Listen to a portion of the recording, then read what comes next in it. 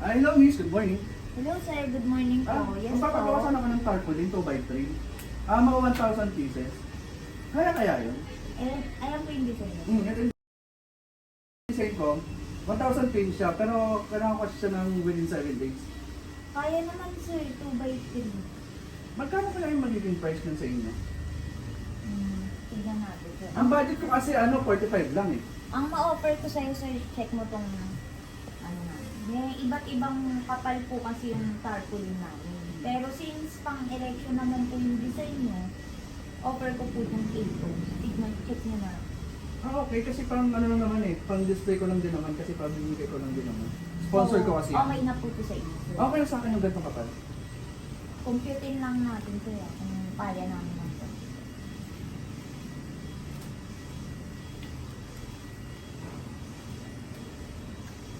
Kaya naman sir, 45 pesos. Gusto mo sir, free ko na din sa'yo yung eyelet, yung butas niya. Ano yung butas na siya, 4 na sulok na? Opo sir, free ko na yun sa'yo. Ay talaga? Opo sir. Kasi sa iba kasi may bayad kasi yan eh, pero sa inyo dito libre lang. Pero thank you ah. Opo sir. Sige, magpapagawa ko mga kakayanin nyo kaya ng 1,000 pieces sa 7 days. Kaya yan sir, tapos i-update na lang kita kapag pag mas maaga pa namin natapos, mag-update ako sir para diretso pick up. Okay, sige. Bale, isend ko na lang yung design sa email nyo. Opo. Then bigyan nyo na lang ako ng quotation para tapos masend ko rin yung payment. Sige sir, alam mo naman yung email namin, di ba? Oo. Tapos resend ko na lang sa yung mga model payment. Sige. Doon ko na lang din i-send yung yung payment ko. Opo. Thank you. Ito yung magiging total niya sir.